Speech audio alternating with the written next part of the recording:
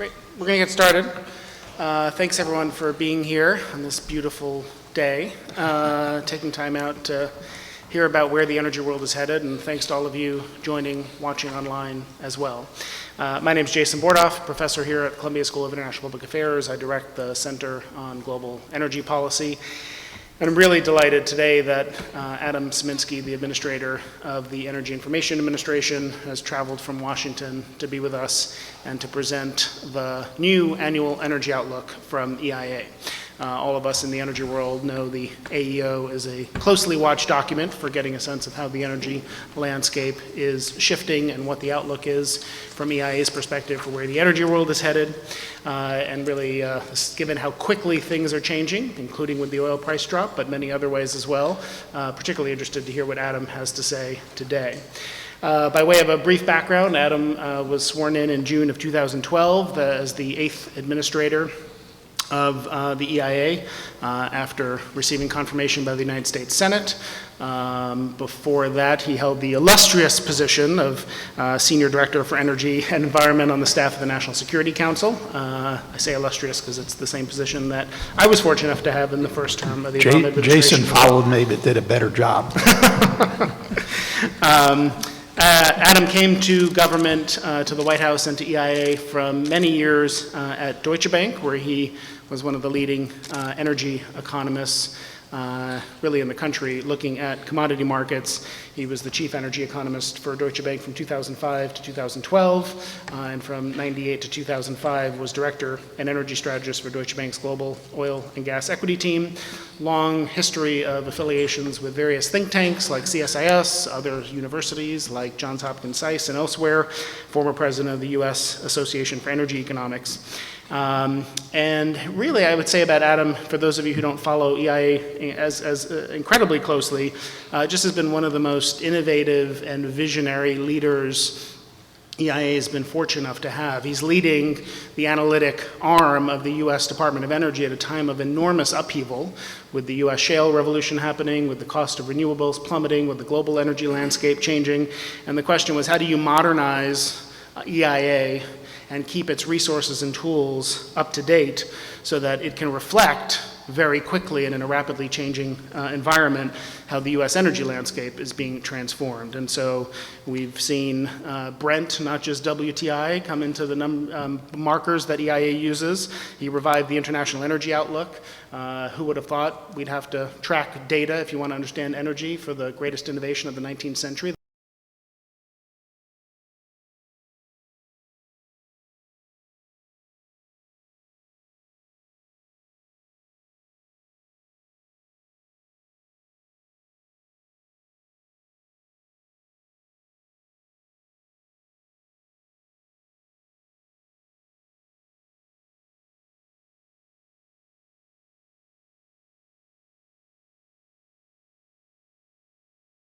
Kind and generous person who has taught me a great deal over the years, and I always consider myself lucky to get to spend time with Adam, and I'm lucky that we have him here today. So please join me in welcoming the EIA Administrator, Adam Sieminski.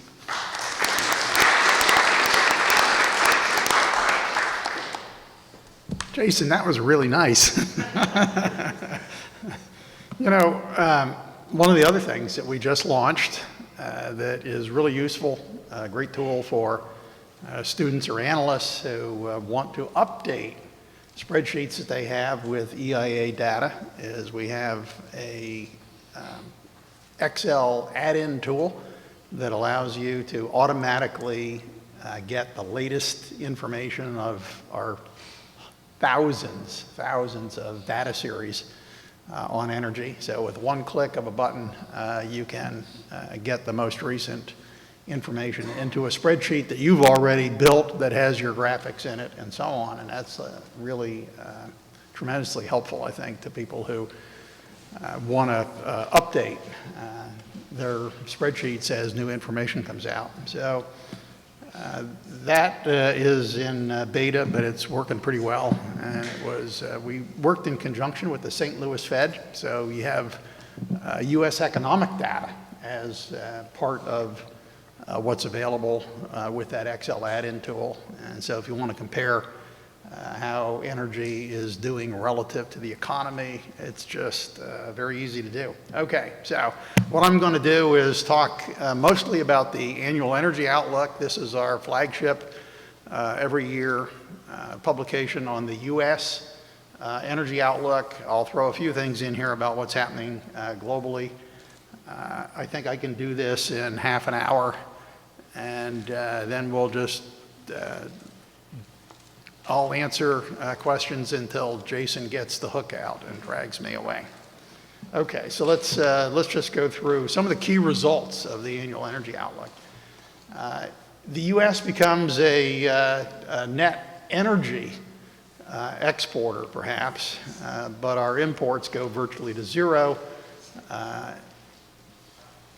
and end sometime by 2030. I think the actual date in the forecast is 2028. When you look at how the decline takes place, a lot of it is between now and the early part of the 2020s, so it could even be sooner than that.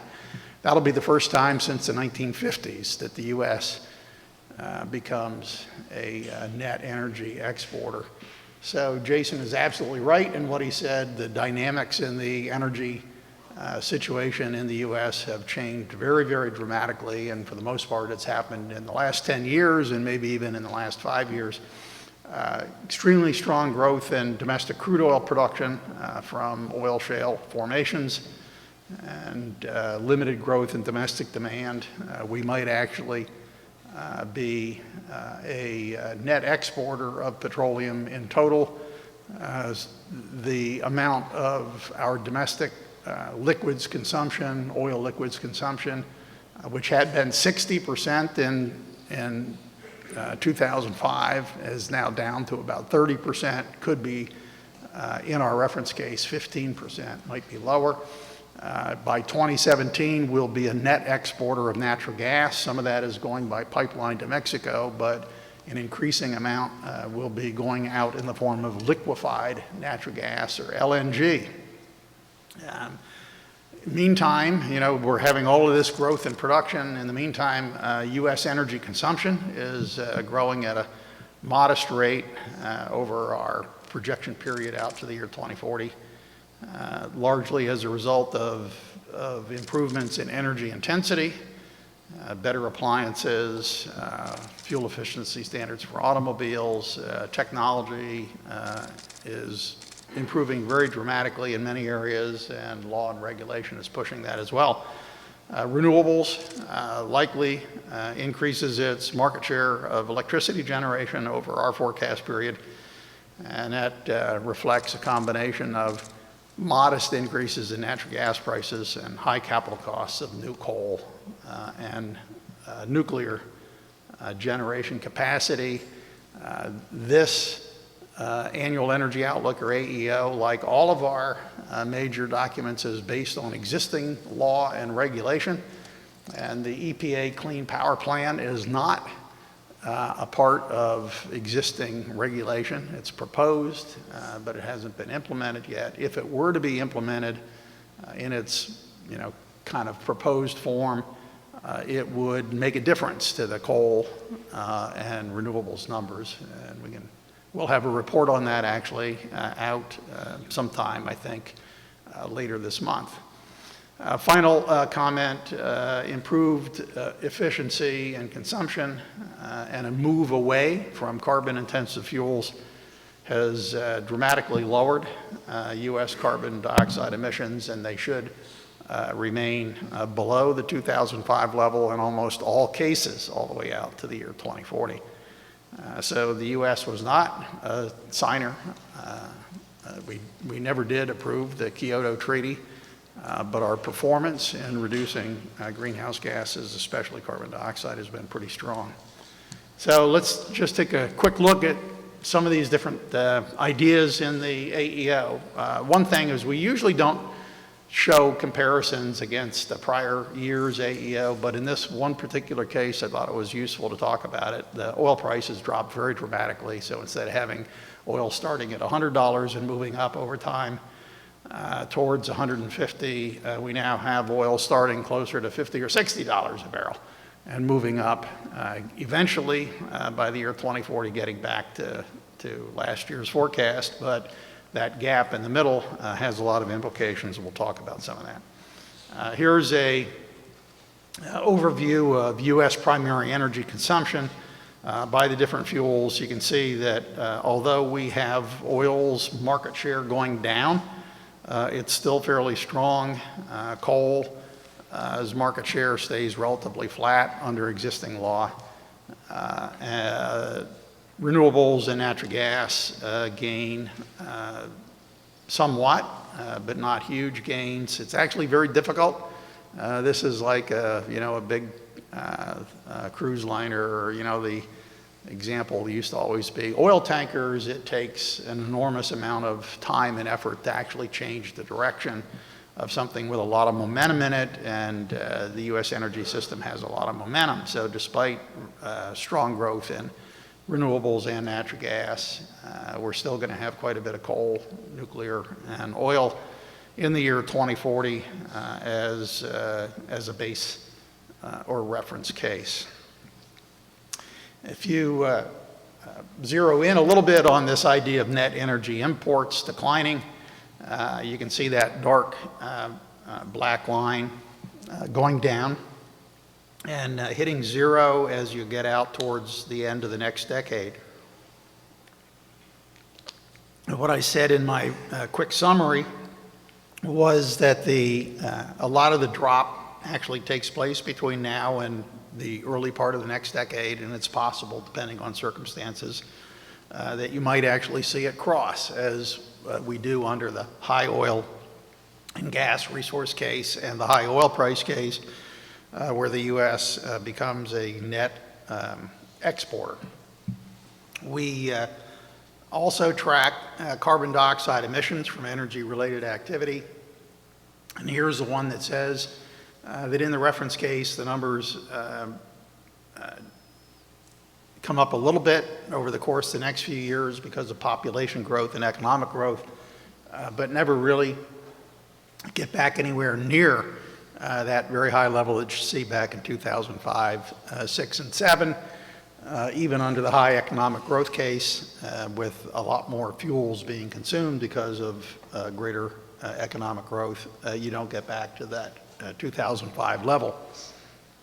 This also points out that a low economic growth would result in a lot less carbon emissions because demand would be slower. I think we can all agree that that's probably not the way we want to achieve lower carbon output. So let's talk a little bit about oil, then I'll look at natural gas, and I'll finish up with some comments about electricity, and then we can do questions. So on the oil side, this goes back to early 2014, and the point was to say that oil prices actually began to come down in the summer of 2014. The OPEC meeting in November of last year was kind of like the final straw that took oil down, but there were three big developments back in the summer of 2014 that really mattered. The first one was a lot of Libyan oil came back onto the market, and that surprised everybody because the governmental and social situation in Libya was bad, and the expectations were that it was going to be some time before oil recovered in Libya, and they had a period of several months where production came up by quite a bit and came into the markets, and it was helped oil prices begin their descent. The second thing that happened in the summer was we began to get the first indications that the economy in China was slowing down. And China alone is accounting for about half of the growth in most people's oil demand forecasts. So with China's economy slowing down, the expectations were that oil demand itself would slow down, and it would be significant, and that helped oil prices to fall. And the third thing was the dollar. The U.S. economy continues to be one of the strongest in the world. That has improved the prospects for the U.S. dollar. So after a decade of declining value of the dollar started to rally, and increases in the value of the U.S. dollar historically have been associated with weakening commodity prices. So things that are commodities, global commodities that are priced in dollars, including oil, natural gas to a certain extent, but oil for sure, gold, and even some agricultural commodities began to weaken in the summer. So a lot of that, I think, really kind of all piled on. And then the OPEC meeting, when the Saudis said they weren't going to cut alone, made a big difference to the oil price. So one of the other things, and it's not shown here, but let me just mention it. I've been doing oil analysis since the early 1970s. This is the 6th time in my career that oil prices have collapsed. So it's not like this is something new. Oil is very volatile. I'll show you another depiction of that in a little bit. But oil is very volatile. It goes up, it goes down, and it's not easy to call. I've made a career out of trying to predict oil prices, and thank God I've had other things to talk about, because if that was the only thing in my career, it would have been a short one. I just bring this up as a way of suggesting to you that the possibility that oil prices are going to go back up again at some point is probably pretty strong. In many cases, people who were involved in the oil business think of low oil prices as bad. We stopped drilling oil wells. People in the oil business begin to lay off rigs and employees. But there is an upside to this. Just based on the drop in crude oil prices and the impact that that's had on gasoline prices, which are now selling for closer to $2.50 than $3.50 per gallon. The average American household is going to save something like $700 or $750 in 2015 relative to 2014. And that's another positive for the U.S. economy. People have more disposable income, and figuring out what people might do to spend that money is an interesting thing for economists to talk about. I mentioned that oil prices are very volatile. I got asked at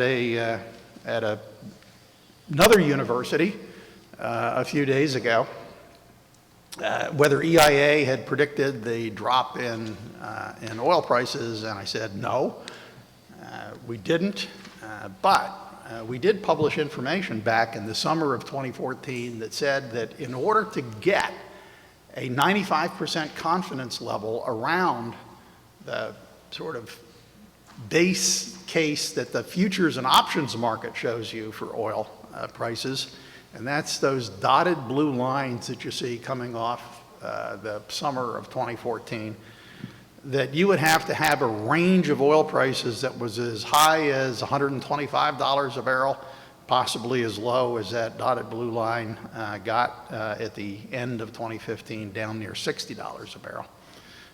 So here's a question for a bunch of bright university people. Have you ever heard of the Black-Scholes algorithm, Black-Scholes equation? Anybody? Raise your hand. Black-Scholes. Yes. About a dozen people have heard of Black-Scholes. So there was a Nobel Prize given for Black-Scholes. It's a mathematical way of looking at using the options market and volatility to try to predict the prices for options. So the question that Black and Scholes were addressing was, are the prices for options efficient or not, and can we somehow compare what the actual prices are to a calculation based on what volatility is telling you about? Well, we had some fairly smart mathematical statisticians at EIA who said, you know, we can turn that around and run Black-Scholes backwards. If we assume that the options prices for West Texas Intermediate, WTI options in the future, if we assume those prices are accurate, we can use Black-Scholes to calculate what the volatility or the implied volatility is associated with the futures curve. And that's what those wings around the oil price in 2014 were telling you, that to capture a 95% confidence range, knowing what we did at that time about the options market, that prices could be a lot higher, a lot lower. Right now, the options market is saying that to get a 95% confidence level on a $55 WTI price, that you need to go as low as about $30 over the next year and a half, possibly as high as $100 plus.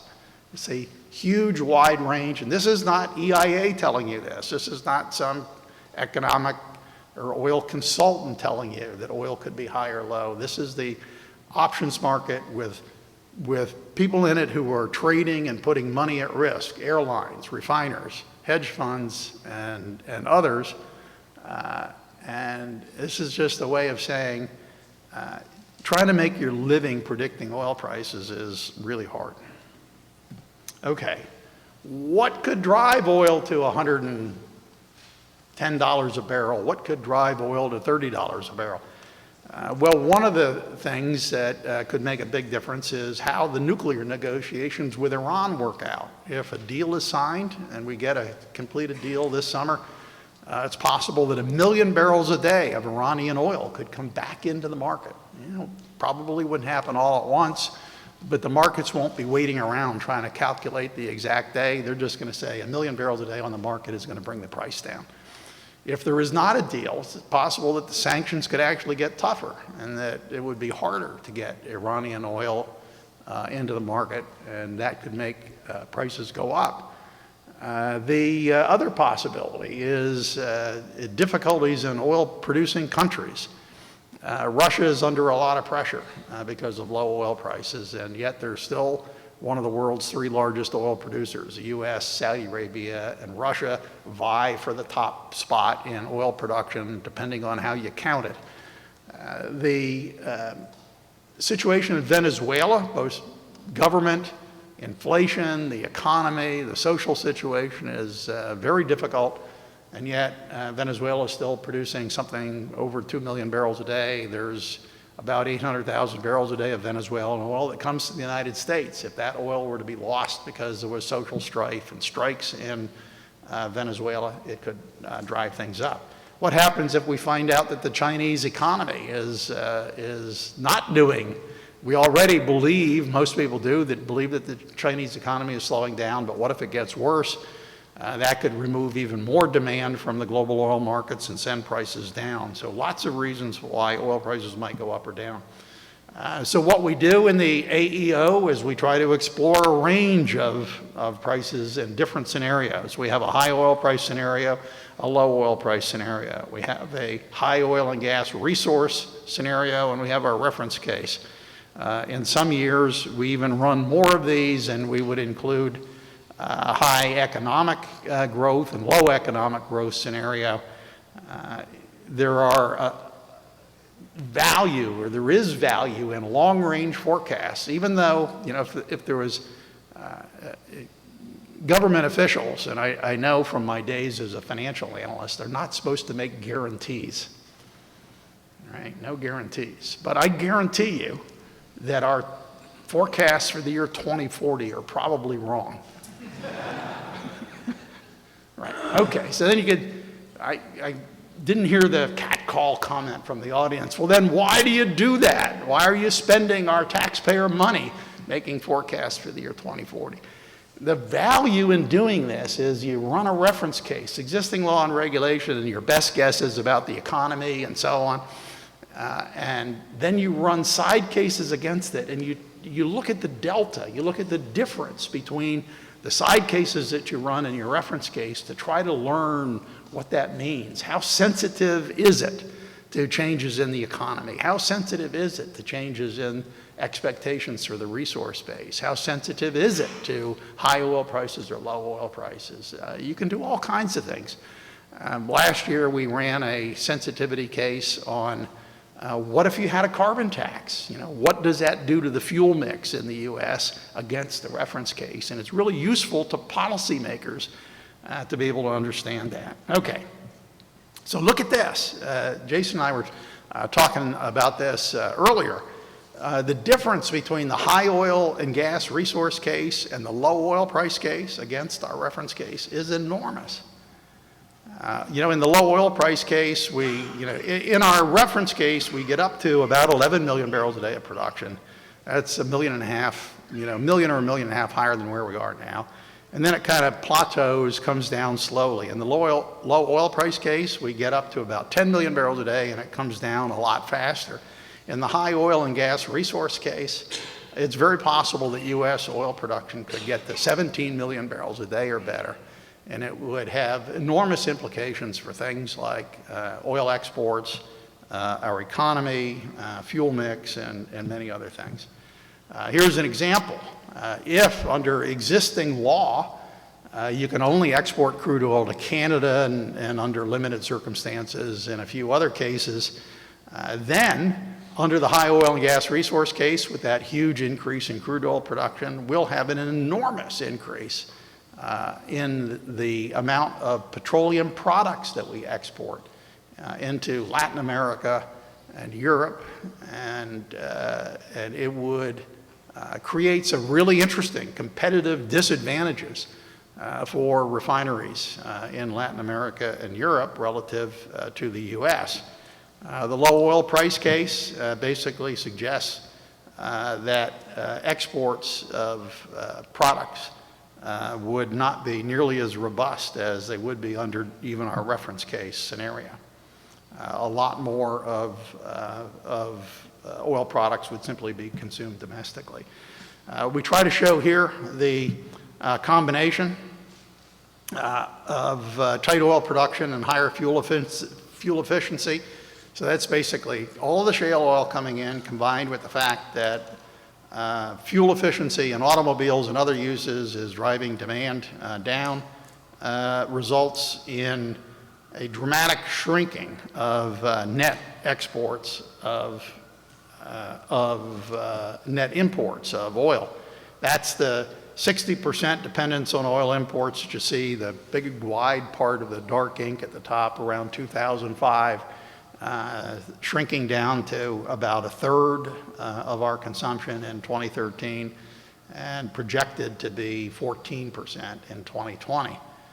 So even under the reference case, the growth in tight oil production and in natural gas plant liquids production, which gets counted as an oil equivalent, really shrinks the level of imports coming in. That's one of the reasons why the dollar has been so strong. The overall net liquid imports under different scenarios in the low oil price case, because you don't have as much production and demand is a little bit higher, low oil prices lead to more demand. You have the worst performance in terms of improving the oil import situation. Reference case gets better out to 2020 and then kind of goes flattish, but the high oil price case and the high oil and gas resource case, the U.S. becomes a net exporter of all oil, total oil, and it happens shortly after 2020. And that's not that far away, 5 years away. What's helping that along is the fact that motor gasoline demand is shrinking. A lot of that is because of fuel efficiency standards for automobiles. It's also being helped by, some gradual movement in getting electric, gasoline hybrid vehicles, and even all electric vehicles. Diesel fuel, we think, because of continuing economic expansion and the need for trucks to haul material around, continues to grow. Jet fuel grows because more people means more flying. But gasoline consumption shrinks a lot, and ethanol kind of holds on to its market share, grows a little bit in percentage terms. Where is a lot of the growth in oil production coming from other than the U.S.? We see continuing growth in places like Canada, maybe even Mexico, now that energy reform is been approved in Mexico. It could make a dramatic difference. 2 years ago, when we had projections for Mexico, their production, we expected would continue to fall. They changed the legal system to allow foreign investment in Mexico's oil, and that could make a dramatic difference to the production outlook. Brazil's numbers should go up. Kazakhstan's numbers should go up. Even Russia, we should see long-term growth in oil production. One of the interesting things about Russia is the sanctions, because of the Ukraine, could actually have the effect of slowing down long-term growth in Russia. It's really important that EIA continues to look at the international oil outlook because almost all of the growth in oil demand over the course of the period out to 2040 is occurring in the non-OECD Organization for Economic Cooperation and Development. These are the less developed countries. The growth is in China, it's in India, it's in Latin America, it's in the rest of Asia. It's not, for the most part, the United States, Canada, Mexico, Western Europe, Japan, Australia, and so on. And it's, as a consequence, EIA, in our dream scenario, if there were to be more money available for EIA's budget, we would probably do even more work than we currently can do in the outlook for international energy, because it's going to be very important. This is just a further breakdown of where you see consumption taking place, and those green areas at the bottom, China, the dark green, the rest of non-OECD Asia in light green, growing very rapidly. Okay, a couple comments about natural gas and electricity, and then we'll stop. Natural gas volatility, this is the Black-Scholes calculation for natural gas. And what that shows is, you know, if you start off with the assumption that natural gas is going to be about $3 a million BTU, and then you want to know what's the 95% confidence level around that. It's, you know, in rough terms, $2 or so to the downside and $5 on the upside. Looking at the volatility calculations, there's more upside on natural gas prices than downside, but again, it's a wide range for a lot of the same reasons that you see this in oil. Weather can make a big difference, policies can make a big difference, the resource base can make a big difference. There's a number of different things that can move those gas numbers around. We do believe that over the longer period that we'll see gas prices moving up, but in the near term, things like storage of natural gas is very, very important, and we started off 2014 with very low storage numbers for natural gas. Because of the incredible performance of the Marcellus Formation in Pennsylvania, production for natural gas caught up, and there's an empty seat right over here, sir. There we go. Okay. Storage recovered. We're going into the storage season this year looking pretty good. So in the short run, natural gas prices probably have a good chance of staying fairly moderate. We do look at, like we do for oil, we look at a wide range of price, economic and resource cases for natural gas. This shows prices moving up towards $7 or so a million BTU in the out years. That kind of price will actually tend to limit growth in natural gas consumption. But if oil prices were to go to the high end of our oil price range, it would probably pull natural gas prices up with it. The high oil and gas resource case, as almost always in these projections, gives the lowest prices. There is some comfort there for anybody that studied economics that more supply leads to lower prices. Our forecast for production climb consistently over time. We think that the resource base, so this is in contrast to oil, which in the reference case goes up and then kind of plateaus. Case of natural gas, because we think the resource base is very strong, production just continues to grow over the entire period. Where is all of that gas going to go? A lot of it goes into industrial activity. It's probably the area with the greatest growth under existing law. Electric power, using natural gas to generate electricity, also grows quite a bit and would grow even more if the EPA Clean Power Plan were to go into effect. There is some growth that we see for natural gas and transportation. Some compressed gas in light-duty cars, possibly LNG, liquefied natural gas, in heavy-duty trucking where you have the ability to have bigger tanks. Same thing would be true for rail. We're moving a lot of material around on the rails, and it's possible that liquefied natural gas could end up being a fuel for railroads. One of the things to keep in mind is lower oil prices lowers that spread between the difference in the natural gas price and the price for things like diesel fuel and gasoline. So lower oil prices tend to make it less likely that natural gas gets used as a vehicle fuel. This is one of the other areas where there are enormous differences in the projections depending on which of the cases that you look at. Projected exports of natural gas, pipeline exports to Mexico, or liquefied natural gas exports from the lower 48 states. In the high oil and gas resource case, those numbers go up to almost 16 billion cubic feet a day by the time you get to 2040. In the low oil price case, you get up to about 11 or 12 billion cubic feet a day, and that's pretty much it. One of the interesting things is that most of that difference is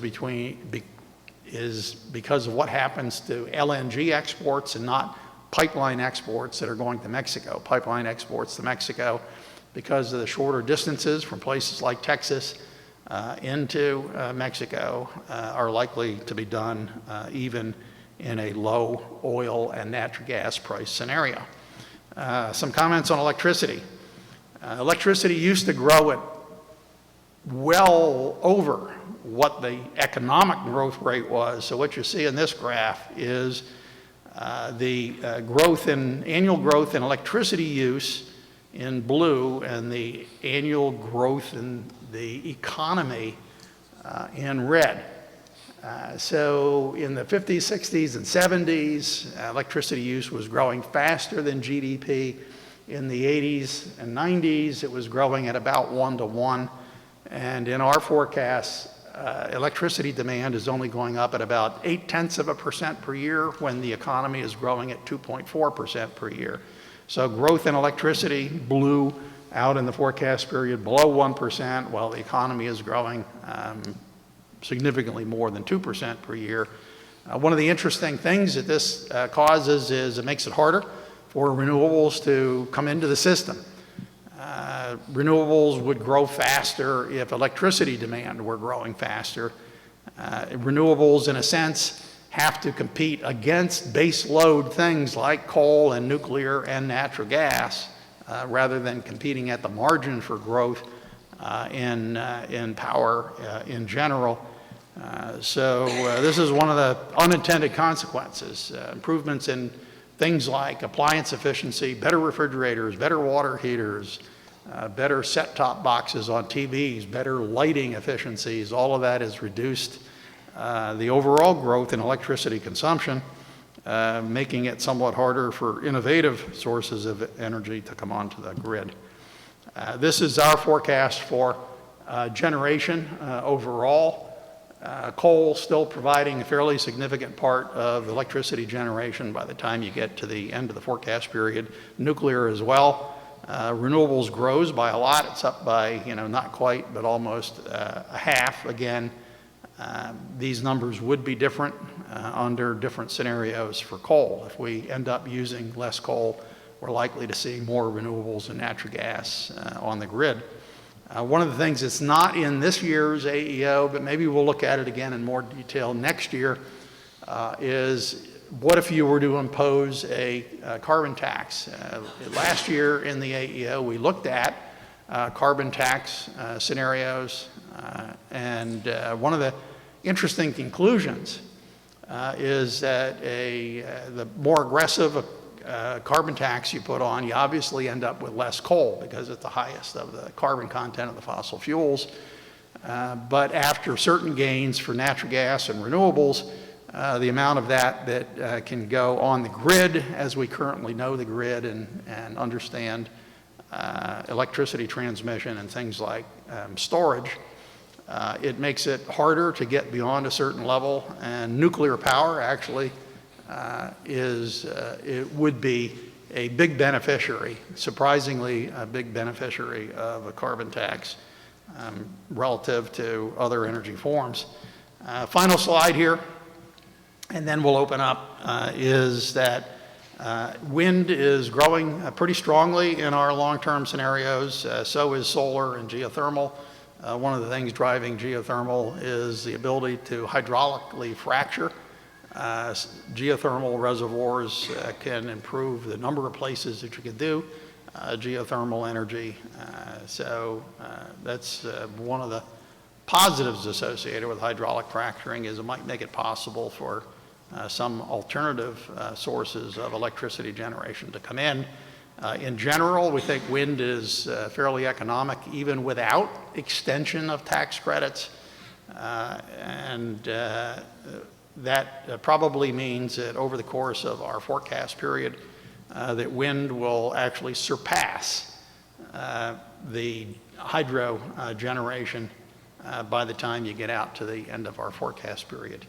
And that's a remarkable development. Conventional hydro, it's hard to make that grow because it's difficult to get dams built anymore. Lots of opposition to that. I did speak with somebody earlier today who said that small hydro projects might offer a surprising amount of flexibility, that some existing dams that don't have hydroelectric power installations it might be feasible to retrofit and get power. Yeah, it'd be an interesting possibility. That's it. This is the advertising page. I'll end up with what Jason said. Please, please, please, if you want to know more about a lot of what's happening in energy, sign yourself up for that Today in Energy, the third one from the bottom there. It's current issues in the energy area. We cover all fuels, and we try to focus in on things that are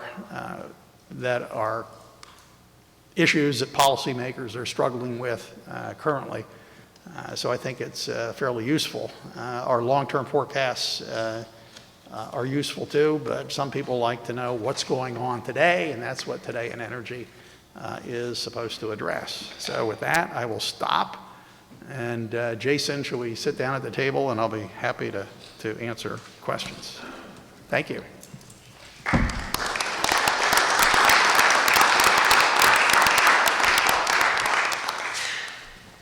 Thanks so much, Adam. That was a great overview. So many different topics to cover. We have about halfway through, so about 45 minutes for conversation. So we'll sort of divide that time roughly equally. I mean, you and I can talk for a bit, and then we'll open up to questions from the audience. And we have a microphone in the middle. People watching online as well can participate by sending their questions through Twitter to @ColumbiaUEnergy using the hashtag CGEP events. Center Global Energy Policy, CGEP events. And we'll pose your questions to Administrator Sieminski. I want to quickly kind of walk through many different energy sources. But first, I just wanted to ask you to overall help people understand EIA here a little bit better. Can you talk a little bit about what it looks like behind the scenes to put the outlook together that you just presented? How is it organized? How many people are doing this? What sort of analysis do they do to come up with these numbers, which to some people may look like starting here and it kind of keeps growing a little bit over time, and this one grows a little bit over time. But walk us through a little bit kind of what goes in, what kind of analysis, what you're looking at in terms of technology costs and policy and other things go into putting this together.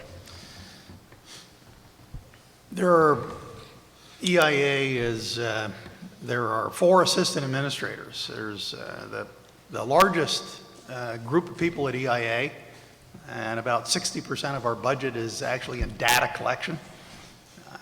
That's one of the groups. Then we have the next biggest group is the Office of Energy Analysis, and that's the group that writes the Annual Energy Outlook, the International Energy Outlook, and a number of our other big analysis products. Today in energy, by the way, Jason, is kind of across the board with literally all of the offices and all of the fuels at EIA contributing to that. The rail data, which you mentioned earlier, is actually a joint product of our data office and our analysis office, with a huge contribution from the Office of Communications in terms of how that data is being presented on the web and your ability to browse through it and do graphics and other things.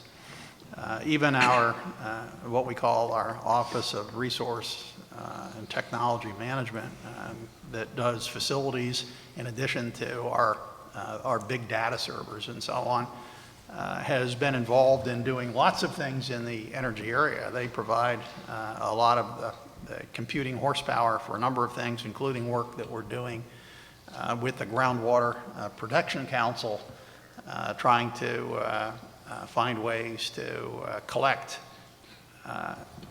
with the help of the states, they're a state organization, wellhead oil and gas and water data. So back to your question about the Annual Energy Outlook.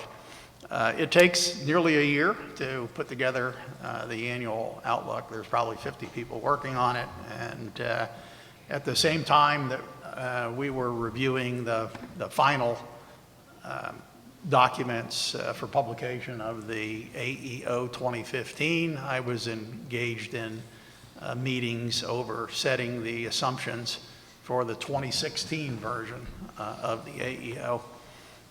You mentioned the drilling productivity report.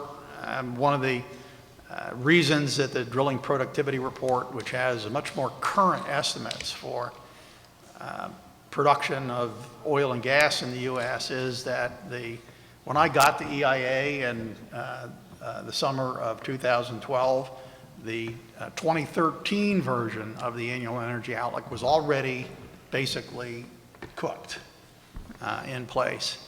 And what we realized was shortly into the publication of the early release, we used to call it, of the AEO in December of 2012, the number that we were starting with for oil production was already lower than what we thought the actual was at the time we published it. And so what we've done is we've tried to find ways to integrate the short-term energy outlook, which is published monthly, with the Annual Energy Outlook, and do that in a statistically sound manner, so that the baseline point of takeoff for the Annual Energy Outlook is more accurate and gives a better representation of what's going on. So it's a huge effort to do it, and that's why I like to come back to, well, if you know you're wrong, why do you want to spend all that time and effort? And the answer is those differences between the cases is what you really want to examine. When you look at the long-term forecast, it's not the end points, but the differences between cases that are important. Great. So I want to ask you about the outlook and also just your broader observations on kind of the energy market as it stands today. And again, let me walk through a couple of different the energy sources we're talking about. Starting with oil, were you surprised by the lack of OPEC action in November, by the new Saudi oil policy, which seems to be to let markets balance themselves and let high-cost producers balance the market? And is OPEC still relevant anymore? I think OPEC is Saudi Arabia, certainly, and has the linchpin within OPEC, I think is always going to be very relevant and important. One of the things that surprised me, Jason, and I think a lot of other people, was the speed with which events began to unfold. The growth in U.S. oil production from shale and the kinds of improvements that we've been seeing on the consumption side really created a problem in the global oil markets much faster than we thought. One of the interesting things that was in the 2013, in my view, the 2013 Annual Energy Outlook was an examination of what OPEC's market share looked like under different cases in the period after 2025. And what we concluded in there, and you can go back and read this, so we were on record saying that if you had a continuing growth in oil production in the U.S., kind of like the then high resource case, which looks more like today's reference case, and you had a successful return of Iraq to the market, and if Iran should come back into the markets, that there literally was not enough room left by the time you looked at what global oil demand growth was going to be for the Saudis to keep their production at 9 or 10 million barrels a day. So success in Iran and Iraq and in oil shale meant that the Saudis were going to have to give up an enormous amount of market share. So the sad part about this is so we got that right, actually, but we thought it was a problem in the period after 2025. We didn't think it was going to be a problem in 2014 and 15. The technological changes in oil were enormous. So if you come back to, is OPEC still relevant? In the long run, we still need growth in oil consumption to feed the level of demand that we expect in places like Asia, including China, Latin America, and elsewhere. And that means oil is going to have to come from a lot of different places. And we may see prices going back up again at some point to create the incentives for production to occur both in the U.S. and outside the U.S. And if this oil policy of OPEC and Saudi Arabia continues, we know that the nature of tight oil production means it can go offline and come online much faster than conventional oil. So some people have sort of talked about a call on shale rather than a call on OPEC, or talked about U.S. shale as being the new world swing supplier. Is that the right way to think about it? Well, it certainly could be. There's no question that oil and natural gas from shale can come into the market and go out of the market faster than big projects in deep water Gulf of Mexico, for example. So if you were to say, how long does that project take? 10 years. Well, how long does it take to, put on or take off a project in shale? Maybe the answer is 10 months. So that's a big difference.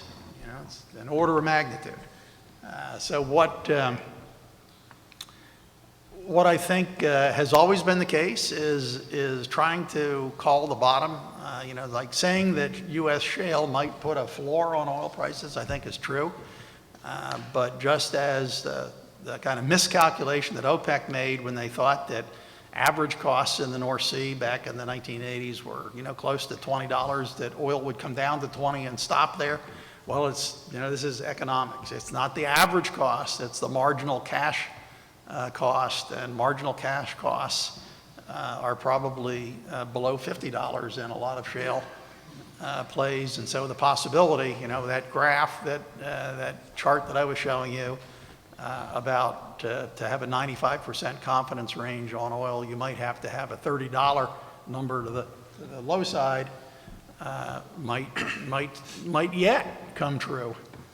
If you had Iran come back into the market and China's demand be weak, it's certainly not out of the question that oil prices could go down. Would shale come off? Shale has come off. Our drilling productivity report is showing that for the first time in 2 or 3 years, production is starting to go flat in these big oil shale plays like Eagle Ford, Niobrara, and Bakken. The only place that it hasn't gone flat yet is the Permian Basin, but there's still kind of a combination of traditional vertical drilling and horizontal drilling that's keeping those numbers up. So I think the 10-second answer, Jason, is OPEC is still going to be relevant in the long run, and even in the short run, with Saudi Arabia still producing 9 or 10 million barrels a day of oil, they're critical suppliers in the global oil market. And how quickly, just to close on that, could U.S. production come back if prices were to spike back up into the 70s or Well, there are beyond? some people that think that, And how much should we know about wells have been drilled but Yeah. not completed. You know, there's sort of two stages. You drill the well, and then the completion includes doing the hydraulic fracturing and, you know, putting the control mechanisms on at the surface. Doing all of that it can be separated, and completing a well is probably 60% of the cost. So there are some indications that wells have been drilled, but basically parked and left idle, and those could probably come back very quickly, you know, possibly over, you know, something that would be measured in less than a year. And last question, so on this topic, there's a lot of discussion about the impact of the oil price drop on shale. The focus seems to be on shale on the supply side, but look outside of shale, the impact it has on deep water and offshore, the impact on Arctic. Should we be as focused on shale as we are, or do you think the impact, maybe not as in the near term, but over a little bit, a couple more years, the is rig going to be count, much more right, on the rig count in outside the U.S. has collapsed even globally. The amount of drilling that's taking place has come down. You know, I would say that for oil-producing countries, you know, and OPEC, start there, you know, Russia plus major OPEC countries, it's created a real economic issue for them. You know, the revenue stream has come down very dramatically, yet in many cases the cost side of a country's national budget is a lot harder to move, and it's put enormous stress on countries like Nigeria, Venezuela, and others, including Russia. Saudi Arabia, too, has lower revenues, but the Saudis, among others, have an enormous level of savings, in a sense, an asset base, which would last for quite some time, even with prices where they are now. And how, switching to natural gas, how's the outlook for gas supply, demand, and trade, both in the U.S. and outside the U.S., been affected by the oil price fall? In many places in the United States, natural gas and oil compete in a sense in separate markets. So natural gas largely going into the industrial and electric utility markets, and oil isn't playing there. So the market for natural gas in the U.S. is really separate from the market from oil. They interact when you look at the spreads, or they interact in the U.S. when you think about, can you use natural gas in a vehicle in some way, either compressed gas or liquefied natural gas, or converting the gas into a liquid fuel. Outside the U.S., there's still a lot of competition in the electric utility area between oil and natural gas. And as a consequence, natural gas outside the U.S. tends to be priced at an oil equivalent. It's true in Japan, it's true in a lot of Asia, and it's true in Europe. So when you think about the impact of lower oil prices, it's also brought natural gas prices down, which means that projects designed to export U.S. natural gas into waterborne markets outside of the U.S., the economics have changed pretty dramatically in the past year. And what we might end up getting out of this is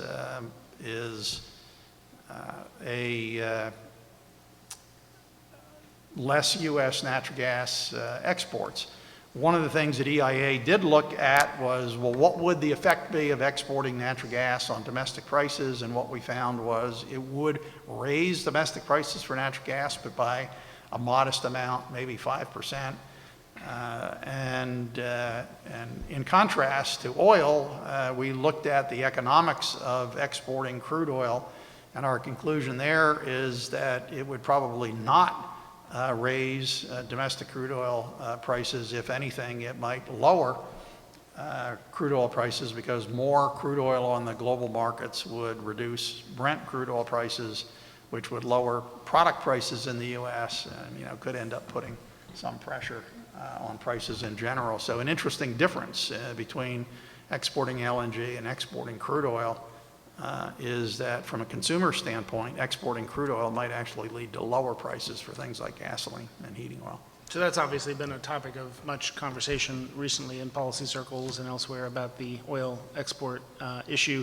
I guess EIA recently put a study out about the refinery capacity to absorb more light oil, finding that many of the low-cost options to do so have been used. So how pressing a concern is this? How big an issue might we see develop if policy remains what it is? Well, we're continuing to look at this, and we'll have 2 or 3 more studies out over the course of the next month or two. One of the general conclusions that we're coming to is that technically there are lots of ways to change the U.S. refining system to run these lighter type oils that come from shale developments, but it's at a cost. And in order to provide refiners with the incentive to make changes, particularly the more sophisticated kinds of changes, you'd have to have a larger gap between world oil prices and U.S. oil prices to provide the incentive. And that's one of the things that I think policymakers would have to take into consideration in looking at the issue of changing the rules on crude oil exports. If you don't change those and we get more oil production, then you get that graph that I showed Jason where we'll just export more products because the products can be run. But that too, there would be certain financial implications associated with that because in order to continue to run more products, refiners would have to make changes in their configuration, and that requires capital investment, and it's not free. So let me move away from oil and gas before we open it up. The renewable costs, the costs of solar have come down remarkably quickly. You showed modest growth in renewables. I mean, a rapid growth rate, but obviously still in the long term, it's still a small share. And you explained part of the reason for that was we're just not adding a lot of new capacity, so you're competing against existing installed baseload. You see a lot of different estimates and numbers about how competitive renewables are. Some people saying they already compete on their own, and others that it still requires government support and takes a lot of time. How should we think about the competitiveness of where solar and wind are, given how quickly costs have come down? Well, wind is, as you see from the growth that we have in our reference case, which includes the sunsetting of the tax credits for wind and solar, wind does grow quite a bit. So wind is getting competitive even without federal subsidies. Solar doesn't grow as fast without the subsidies. We will next year run no sunset cases. So no sunset means the tax incentives for wind and solar are continued out into the future rather than ending as they do under current law. And in those cases, you tend to get bigger growth. The thing that I believe is the hardest thing for EIA or anybody to do is to know really well what the technological breakthroughs might be. We probably, even in wind, if you had better storage, if you had batteries that worked, wind and solar, both of which are intermittent, would be far more useful onto the grid because you could store the wind power at night and put it back into the grid in the day. With solar, you'd be able to even out the loads depending on what weather conditions were and so on. Beyond that, just the costs of solar voltaic panels have been coming down, and the technology there, how many watts you can get out of a panel has been improving very dramatically. We have some of that built into our long-term forecasts, but if somebody comes up with a magic way of dramatically improving the efficiency of solar photovoltaic panels, it would make a big difference to those numbers. And on that storage question, what did you make this week of, the announcement by Elon Musk about like selling residential storage units? Is that the sort of first step in the kind of the technology shift you might be talking about? Yeah, I mean, I think that experimenting with things like electric vehicles, and Tesla has been doing that, is how we get things done. You start experimenting, then you try to move it into the mainstream. I think with batteries, the numbers that Tesla made available in their press conference on that basically are the cost of the battery itself. It doesn't include installation, and it doesn't include the inverter that you would need in a household to turn DC current into AC current. So the costs would be higher. California has been experimenting with distributed generation of batteries, and it's still fairly expensive. So I have a feeling that kind of like electric and even hybrid vehicles got their start with people who, for lots of different reasons, wanted to be kind of the first to have an electric vehicle. I suspect that the initial markets for Tesla's battery systems are going to be people who just like the idea of not being dependent on the grid entirely. One of the other tricky parts of the Tesla thing is that if you're in an area, and California is an area like this, if you could store electricity from solar panels on your roof in your battery, and then feed that into the grid when the time of day rates were the most advantageous for selling electricity into the grid, that would make a lot of sense. Most states still don't have time of day pricing for residential units, and so that would tend to constrain the market. So, and last question for me, how you didn't show. Jason, hold on a second. What's that? Elon Musk's partner and chief technology officer, Struble, is going to be at the EIA conference June 15th and 16th in Washington. And you can ask him that question if you come to the conference. A great conference. Everyone should go. Can you watch it online as well? I think parts of it will Okay. be, yeah. The emissions, I don't think I saw, but maybe I was, the emission projections. So in the reference case, how much does is the reference, how close, what do emissions look like under the reference case, and how close is that to the 17% by 2020 and 26 to 28% by 2025 targets that the U.S. has announced? All right, so those targets are for greenhouse gases in general, and what we track at EIA is not overall greenhouse gases, but carbon dioxide from energy-related activities. So we don't even have carbon dioxide, from non-energy related sources. The targets that the president set have a lot of different parts to it, and include many different greenhouse gases, including things like methane.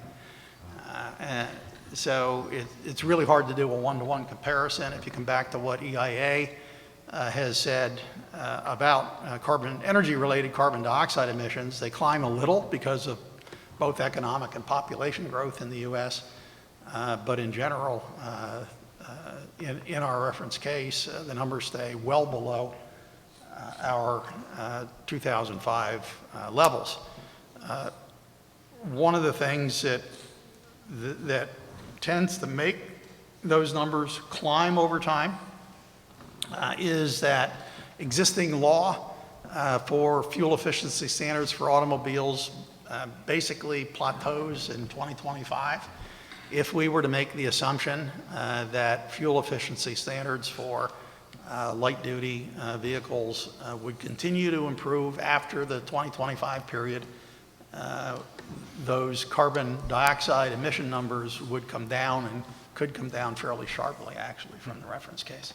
And those numbers in there include the EPA power plant rules or not? They do not. They're not, right? And Okay. we will have a study on the implications of the Clean Power Plan out later this month, I hope. Great. There's a microphone in the aisle, so if folks who want to ask questions could please step into the aisle and stand by the microphone. We will take the questions in order. If anyone wants to. I think one person getting up. And we have until Thank you for being the first 7:30. other than Jason. Please. Okay, And thank if you you. could introduce yourself and keep your questions brief, please. Thanks. Okay, Lindsay Ashby with the World Energy Forum, and this is just sort of piggybacking on Jason's question on renewables. There were a couple articles by Reuters and Bloomberg last fall talking about an EIA estimate about 2050, about half. The number one source for electricity would be solar. I'm seeing wind kind of flash up as sort of the more, I guess, source. I don't know. It seems to be exceeding solar. Right. Is that because of a recent breakthrough, or do EIA estimates sort So of? that's because under existing law and regulation, with the tax credits expiring, wind is more economic than solar, given what we now know about the technology. So wind grows more than solar. If we get improvements in solar technology beyond what we've built in, those numbers could change. If the Congress were to allow tax credits in solar to be extended beyond the time frame that they currently have, that too would make a pretty big difference to the solar numbers. Great. Okay, thank you. Yeah, please, next question. Hi, Albert Golston, Indo-Brazilian Associates. Could you comment a little bit more on the logistic aspect of oil in the United States? We're heavily dependent now on railroad transportation, but I know the government has imposed additional safety precautions with respect to making the tanker cars more robust, and it probably hasn't turned out to be as robust as most people had anticipated. In addition, I think there are additional regulations with respect to the speed of the rail cars, as well as possibly application of new types of brakes for safety concerns. To what extent would the limitation of, let's say, railroad transportation have with respect in production as well as pricing? Right. So we haven't actually tried to study the implications yet of changing the rail car rules. It's probably something that we will get to once those rules are final. The one thing that we have started to do, I think Jason mentioned very early on, is for the first time now, EIA is providing monthly data on crude by rail movement. The overall level of crude being moved by rail in the U.S. is now up to over 1 million barrels per day, so that's a lot. And a lot of that is going to the east coast of the U.S. Some is making its way to the west coast, Oregon, Washington, maybe even into California. Some actually works its way down to the Gulf Coast of the U.S. The Bakken is the origin of a lot of the oil, the bulk of it, but there's oil even coming out of places like the Niobrara and the Permian Basin that's moving by rail. Part of it is an infrastructure issue. The oil growth in the Bakken was much faster than typically has occurred in the past, and pipeline permitting is difficult in almost any circumstance, and so it's just made it more difficult to get pipelines built, and as a consequence, rail, which doesn't require the same level of permitting, has happened. On the issue of what the new requirements would do, one of the things that you didn't mention is the capacity to actually build new rail cars, and whether you can build enough, whether the growth in the ability to build the cars matches the growth in production. So there's all kinds of things, moving parts in that. It's pretty complicated. So you have to know a lot about the rail transportation networks. You have to know a lot about refining capacities. You have to know a lot about the ability to get pipelines built. Even there have been proposals to move some of the Bakken oil to places like Minnesota, Wisconsin, and so on, and getting those permitted has been difficult. I think it's a great question, and I'm sure the EIA staff who are watching this are kind of going, oh no, we just got another assignment. But it's something that we should take a look at. And for those who don't know, those rules were finalized this week, and so the rule from the Department of Transportation has a lot of their estimates about the capacity that we have for new tank cars and new brakes, the impact of reduced speed limits on congestion, and I think you have somewhere between 3 and 5 years to make these changes. And it was done in conjunction with Canada too, so Canada will have the same set of rules. There's quite a bit of rail traffic between the U.S. and Canada, and that's on our website too. Next Thank question, you. please. Thank you. Hi, Ed Camp from shalenavigator.com. I've got a question on your projections for natural gas consumption growth. There was a slide.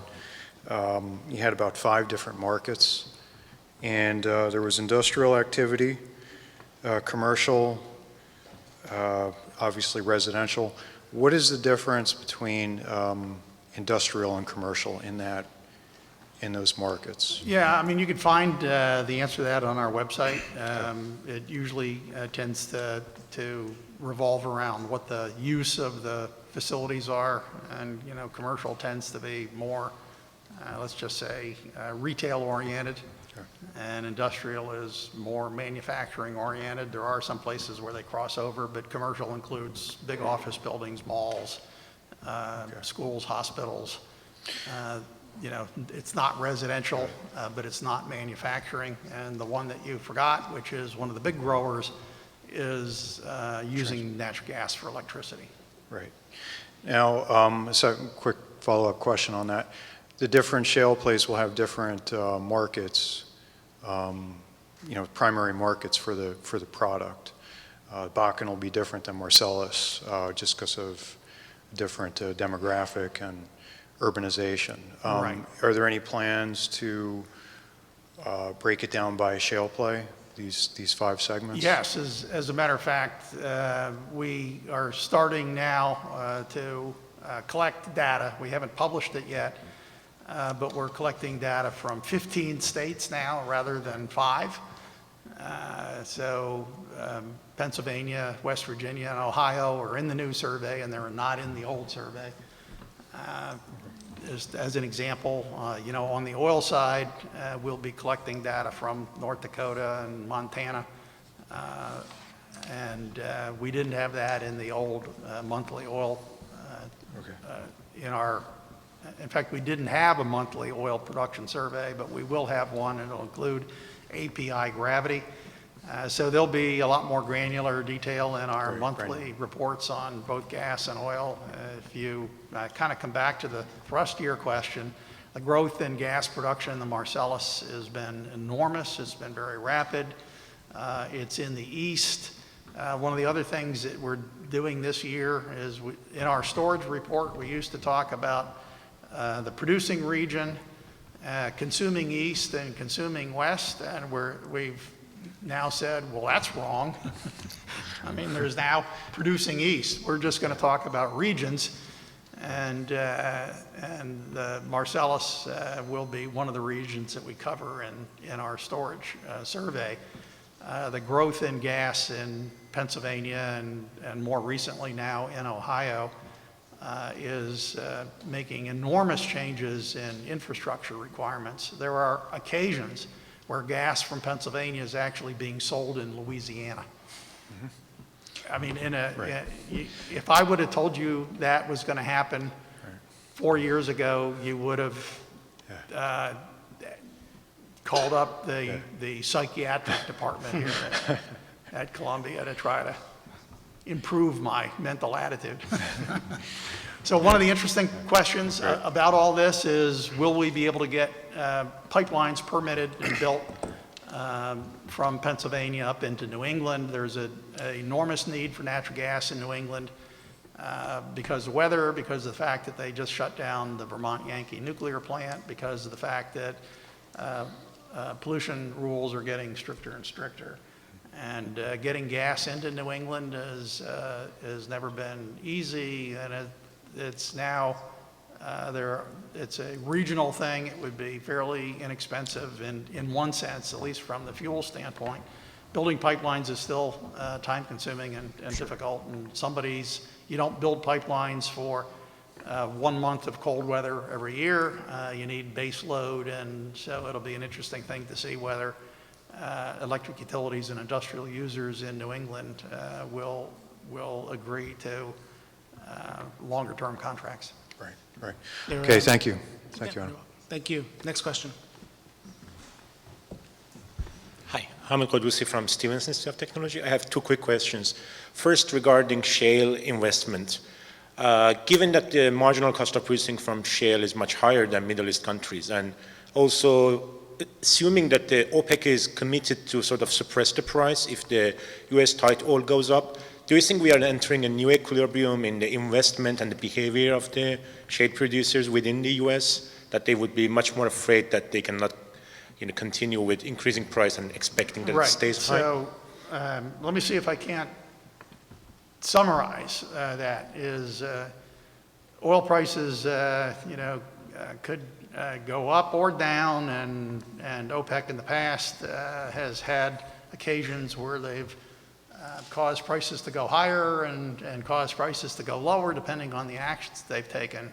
What should a company do? How do you manage investments in that kind of volatile situation? So I started this discussion off by saying that I think I did. If I didn't, in my career since 1971, this is the 6th time that prices have collapsed and we've had just as many price increases. And there's a CEO from one of the big oil companies some time ago when I was a financial analyst and I would go to meetings, and I knew better than to ask this question, but analysts would sometimes go to this meeting and they would raise their hand during the question period and they'd say, "What's your oil price forecast?" And the answer from this CEO was, "We can't control oil prices. We don't know what oil prices are going to be. What we can control is our cost structure. And we're going to be the most efficient company out there. We're going to be the best in class at controlling our costs. And then if oil prices go down, we'll be able to weather through. Somebody else will go out of business before we do." In a sense, the Saudis, I think, employ the same kind of strategy. They have high savings, and that country will remain in business when other countries have big problems. And I think, in a sense, that's the management of the oil markets, in a sense, is in the hands of a lot of different people. It's not just OPEC. It's not just the oil companies. It has a lot to do with costs and technology and other issues. So I think that the quick answer to your question of what happens with investment is it'll move up and down depending on what the prices are. And I think what Jason said earlier is that one of the things that we're going to really find out now is whether U.S. shale can offer kind of a buffer, a downside buffer to oil pricing. My second question is more methodological about Keep it brief, please. I said keep it brief so we can get to the final question. So how to incorporate And that applies to basically- me in the answer too, right, Jason? How to incorporate breakthrough technologies into scenarios that you're providing, CCS, second generation biofuels, et cetera, that none of them are commercial in the short term, but they may significantly change the future scenarios. We don't see them in the normal scenarios produced. Of course, you have the ponds, but they are under business as usual, under geological constraints and so on. Is there a next step at the EIA to sort of incorporate them and provide a richer space of scenarios? Right. So I think the answer to that goes back to what's the value of long-term forecasts. I think the only way that you can deal with that is to say, let's do kind of a standard technological change. Maybe it's incremental, 3% per year improvement in something, 1% per year improvement in something, and run side cases to include breakthrough issues. What if there's a breakthrough in solar? What if there's a breakthrough in carbon capture and sequestration? What if there's a breakthrough in the costs associated with producing the resource base? And you can examine what that does. I don't think that helps you pin down the likelihood of the event taking place, but it would allow you to at least think about what the consequences would be. Thank you. 2 minutes per question. There are 2 more, so please be brief. Hi, Wahid Sheikh, Moody's Investor Service. You touched upon this a little bit earlier, but I was wondering if you could comment on the implications of having sour crude in the mix as opposed to just when we talk about WTI and Brent, which are sweet crude indicators, but what are the pricing implications on, let's say, Brent or TI of having sour crude in the mix? How much of global production is sour, and how does the EIA factor in the outlook on sour crude when it comes to? Right, so EIA has made, the first report that we did in this series of trying to examine the issues associated with crude oil exports we looked at production of crude oil by API gravity, which is not exactly sulfur content, but it comes close because the high API crudes tend to be low in sulfur, and low API crudes tend to be higher in sulfur. So we have some guidance on that from the forecast that we did last May. I think this month or in early June, we should have an update out on the growth in crude oil production by API gravity. I also indicated that we're starting to collect information now from the states and producers on production by gravity, so we'll know a lot more about that. One of the interesting aspects of the U.S. Petroleum system as it's currently set is refiners in the Gulf Coast, and that's the biggest refining center in the U.S. Most of the refining takes place in the Gulf Coast of the U.S. Spent a decade and billions of dollars upgrading to run high sulfur heavy crude oil, which they thought they were going to be importing, only to find out in 2013 and 14 and 15 that the growth in light sweet crude oil from the Bakken, from Eagle Ford, from the Permian, from the Niobrara was in a sense having the possibility of bottlenecking the upgrading that they did. So one of the questions now that policymakers are going to be confronting is looking at the crude oil export ban, what has to happen to domestic differentials? How far do domestic crude oil prices have to go to low? Do they have to go to provide the incentive to refiners to change the kit? And we are looking at that and should have a report out in over the course of the next couple of months. Okay. Very briefly, one final question, bearing in mind. He is the last person standing, Jason. I know. Rich Berkowitz, Transportation Institute. I noticed from your graphs that there wasn't a dramatic increase in the use of LNG. I know in the industry that I'm most familiar with, maritime. In transportation. Yeah, transportation, right. in maritime and specifically, that we had the first freight ship, U.S. flag vessel that goes up to Alaska from the Northwest, will be converting to LNG, and new ships in Puerto Rico were just announced, the right. first freight ships. Given that there's increasing expectations for further emissions control standards, it seems like there might be greater use of LNG. Right, I think, what year is it? 2017? 2015. Yeah, and it phases in, doesn't it, over time? For certain vessels, but the MARPOL. So right. that we're changing the emission rules for tankers, basically. And there will have to be some interesting, tankers and ships. Yeah, large ships. Of all kinds are going to have to decide whether they're not going to be able to burn residual fuel anymore unless they put all kinds of equipment on to control emissions from that. So the question is, do they burn more diesel fuel or should they burn natural gas, possibly in the form of LNG? One of the reasons, keep in mind that this is the Annual Energy Outlook and it deals with the U.S. A lot of